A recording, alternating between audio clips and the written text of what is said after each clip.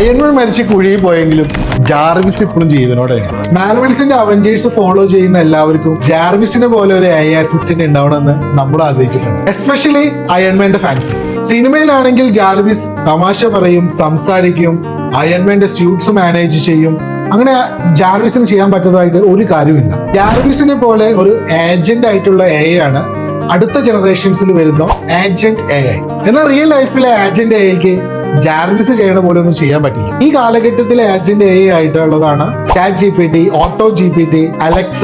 ഇതൊക്കെ ഒരു agent AI ജനറേഷനിൽ വരുന്ന AIs ആണ്. ഇവയ്ക്ക് നമ്മുടെ എല്ലാ കാര്യങ്ങളും ഓൺലൈനായിട്ട് പ്ലാൻ ചെയ്യാൻ പറ്റും, ഷെഡ്യൂൾ ചെയ്യാൻ പറ്റും. നമുക്ക് ഒരു കമ്പാനിയൻ പോലെ ഈ ഒരു ഏജന്റ് AI യൂസ് ചെയ്യാൻ പറ്റും. Alexa turn on TV, switch off light, അങ്ങനെ പറയുന്ന ഒരു സ്മാർട്ട് ഹോംസിലൊക്കെ ഈ ഏജന്റ് AIs ആണ് യൂസ് ചെയ്യുന്നത്. ഓരോ അപ്ഡേറ്റ് കഴിയുന്നതോറും ഏജന്റ് AI മനുഷ്യനേക്കാൾ കൂടുതൽ ചിന്താശേഷിയുള്ളതും മനുഷ്യന്റെ എല്ലാ ടാസ്കുകളും മനുഷ്യനേക്കാൾ കൂടുതൽ ചെയ്യാൻ പറ്റുന്നതുമായിട്ട് മാറിക്കൊണ്ടിരിക്കുകയാണ്. ഇതുപോലത്തെ AI റിലേറ്റഡ് വീഡിയോസ് കാണാൻ ഫോളോ ചെയ്യൂ, സബ്സ്ക്രൈബ് ചെയ്യൂ, ലൈക്ക് ആൻഡ് കമന്റ്, ഷെയർ.